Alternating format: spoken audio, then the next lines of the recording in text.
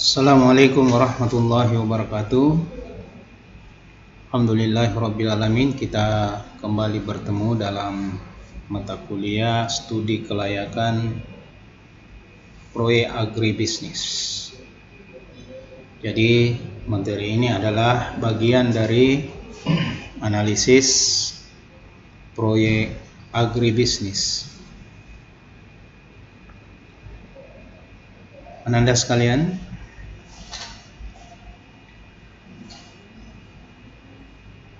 studi kelayakan ini merupakan penelaahan terhadap suatu kegiatan ya, atau analisis apakah suatu kegiatan investasi dalam agribisnis memberikan manfaat atau hasil bila proyek agribisnis itu dilaksanakan.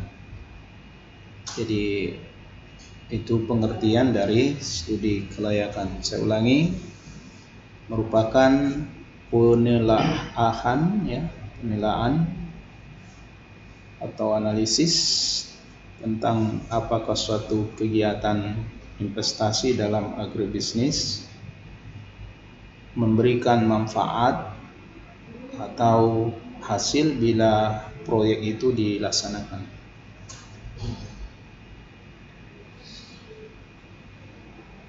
Nah, yang lalu kita sudah paham ya, sudah mengetahui bahwa agribisnis itu memiliki beberapa subsistem ya. Ada subsistem agribisnis hulu, ada subsistem usaha taninya atau agribisnisnya, kemudian ada subsistem pengolahan, dan terakhir ada subsistem pemasaran yang didukung oleh subsistem jasa dan penunjang. Nah, ruang lingkup agribisnis inilah yang bisa dipilih yang mana yang dijadikan sebagai proyek di dalam agribisnis. Jadi kita bisa memilih di subsistem mana kita mengambil ya peran ya, untuk kita jadikan sebagai proyek.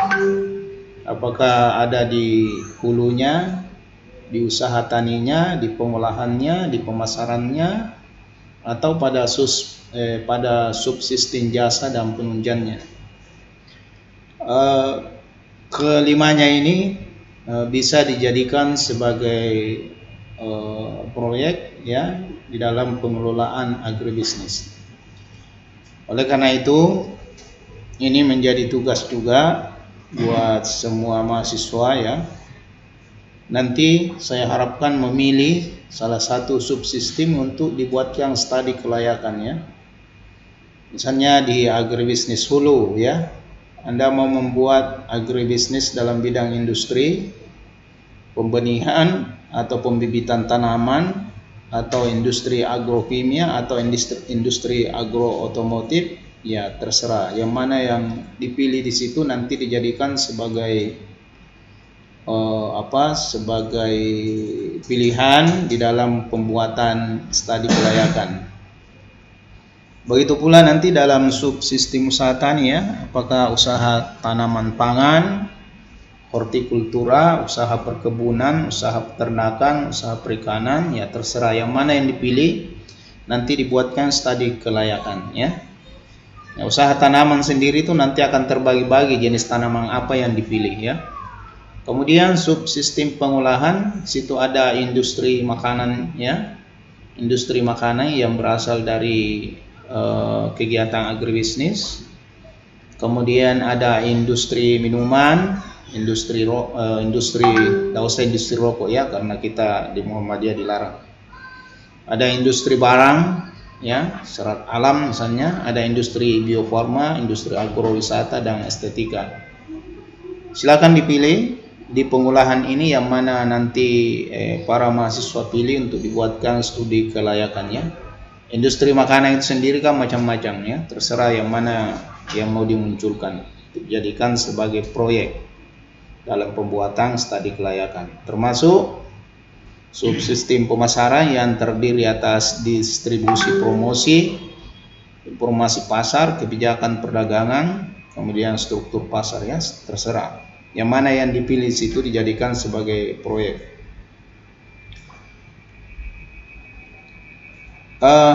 Ada beberapa Anda sekalian unsur-unsur studi kelayakan proyek agribisnis yang perlu diperhatikan, ya. Yang pertama ada ikhtisarnya, ya, atau biasa disebut ringkasan atau biasa juga disebut rangkuman. Nah, yang pertama tentu di situ ada judul proyek agribisnis, ada waktu pelaksanaan dari proyek, tempat dan waktu di mana proyek itu akan dilaksanakan, lalu jenis proyek agribisnis apa, ya. Tadi saya sudah sampaikan ada beberapa jenis yang bisa dipilih. Kemudian anggarannya, ya, jadi setelah dihitung di analisis finansialnya itu nanti dicantumkan di ikhtisarnya berapa total anggaran yang dibutuhkan. Kemudian ya pelaksananya siapa, ya, apakah dilakukan secara kelembagaan, lembaga, atau dilakukan secara individual. Kemudian yang terakhir memuat tim, ya, jadi nama-nama tim yang terlibat di situ yang mengusung analisis kelayakan tersebut, ya. Yang kedua yang jadi pertimbangan, yang pertama yang harus dianalisis adalah kebijakan pemerintah, ya. Kebijakan pemerintah. Ini penting. Menyangkut tentang regulasi, ya. Maksudnya di sini supaya agribisnis yang dikelola nanti itu tidak berbenturan dengan regulasi yang telah ditetapkan oleh pemerintah, ya. Jadi jangan ada agribisnis yang dibuat yang bertentangan dengan regulasi kebijakan pemerintah, ya, karena itu pada akhirnya akan membuat proyek itu tidak jalan, ya. Nah, contohnya, ya, ada yang mau membuat perkebunan perkebunan ganja, itu kan terlarang, ya. Jadi kalau ada yang mau bikin seperti itu tentu akan berhadapan dengan regulasi pemerintah, tidak boleh. Jadi cari agribisnis yang tidak bertentangan dengan regulasi pemerintah. Termasuk di dalam pengwilayahannya, pengwilayahan komoditas itu biasanya pemerintah sudah mengwilayahkan bahwa daerah ini adalah yang dikembangkan agribisnis dalam bidang ini, ya. Kalau misalnya di tempat itu sudah ditetapkan komoditasnya, jangan lagi membuat merancang proyek agribisnis, ya, yang tidak sesuai dengan peruntukannya itu, ya.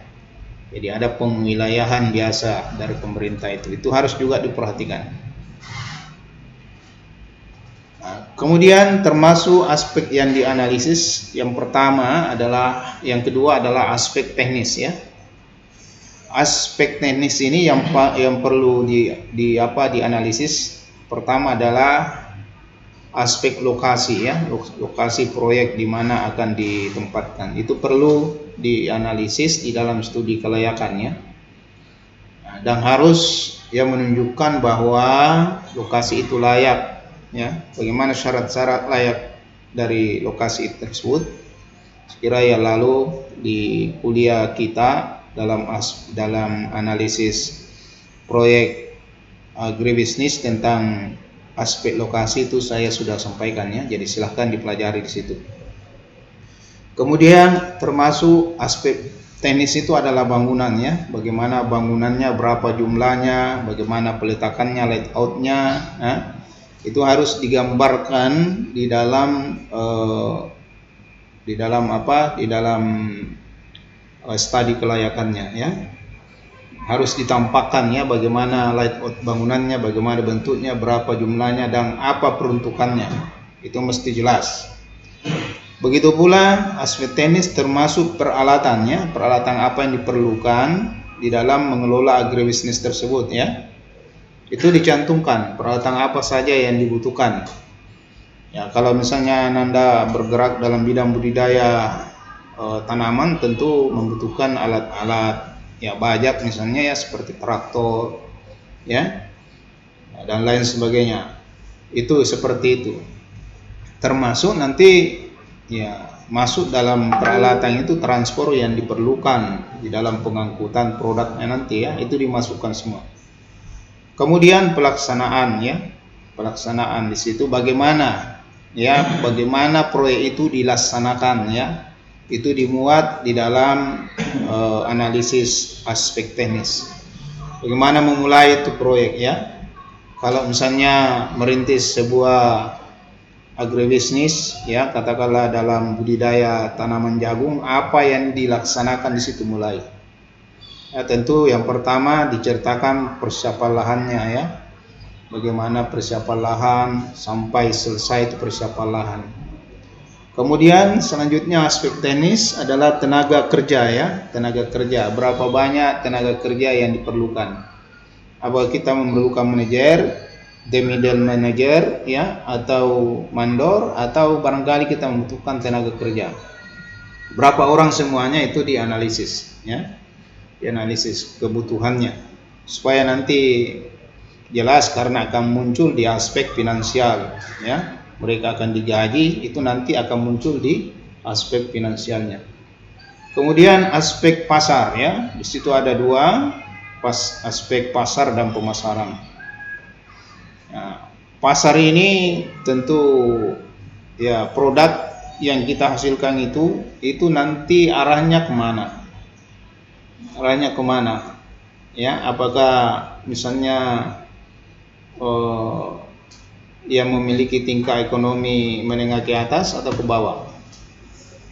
Itu dianalisis ya, dianalisis berapa kebutuhan pasar, berapa kebutuhan pasar. Misalnya kalau sasarannya kita Makassar, berapa kebutuhan Makassar ya terhadap produk yang akan kita hasilkan. Nah, itu data-datanya bisa diperoleh sendiri melalui observasi, bisa juga data kita dapat melalui melalui dinas ya, perdagangan atau industri. Biasanya ada di situ ya, di statistiknya ada. Kemudian pemasaran, model pemasarannya bagaimana ya? Apakah baurannya ya, campur, mix pemasarannya, atau sekarang ini kan ada pemasaran online ya, apakah melalui itu dan sebagainya. Itu harus digambarkan di dalam studi kelayakannya supaya menunjukkan layak tidaknya proyek ini dijalankan. Kemudian aspek manajemennya. Aspek manajemen ini ya termasuk di dalamnya struktur pelaksana proyek ya, struktur pelaksana proyek. Jadi kita harus gambarkan ya, bagaimana struktur pelaksana proyek itu dimulai dari apa? Ya, apakah dimulai dari direktur ke bawah ya, sebagai pelaksana proyek, atau tidak perlu ada direktur? Itu dianalisis ya, dan harus disesuaikan dengan proyek yang kita ingin laksanakan. Kemudian alur pelaksanaannya ya, alur pelaksanaan proyek itu harus jelas tahapan-tahapannya. Jadi kita mulai melakukan apa pada bulan apa ya, dan terakhir nanti selesai diperkirakan pada bulan apa ya, pada bulan berapa. Itu harus jelas alur pelaksanaan proyeknya. Kemudian yang tidak kalah pentingnya adalah analisis aspek sosial ya, yaitu dampak proyek itu terhadap masyarakat. Karena ada biasa proyek yang dilaksanakan itu bukan berdampak positif kepada masyarakat, malah berdampak negatif. Kalau ternyata dari segi aspek sosial ini dampak negatifnya terhadap masyarakat ada, itu berbahaya ya. Karena kelanjutan sustainable dari agribisnis itu tidak bisa berlanjut ya, karena pasti ada reaksi dari masyarakat setempat ya, pasti ada. Katakanlah ya, kalau kita membangun peternakan di sekitar perumahan penduduk dan menimbulkan bau, tentu ada reaksi negatif dari masyarakat. Jadi harus digambarkan ya, bahwa dari segi aspek sosial itu aman ya, tidak ada aspek negatifnya ya yang bisa menimbulkan reaksi sosial. Malah kalau bisa ditunjukkan apa dampak positifnya terhadap masyarakat, misalnya terbukanya lapangan kerja bagi masyarakat ya, kemudian meningkatnya ekonomi masyarakat karena mereka ikut misalnya bekerja di situ ya, jadi terbuka peluang pekerjaan buat masyarakat di sekitar itu. Itu kalau digambarkan seperti itu menarik ya dalam studi kelayakan. Kemudian ya aspek ekonomi ya, aspek ekonomi ini yang harus dianalisis. Pertama adalah modal investasi ya, tadi ada hubungannya tadi dengan bangunan, dengan peralatannya. Berapa banyak peralatan yang kita peroleh, yang kita butuhkan, itu bermuara pada modal investasi yang akan kita yang harus kita investkan ya, yang harus kita investasikan. Jadi itu dimasukkan di aspek ekonomi.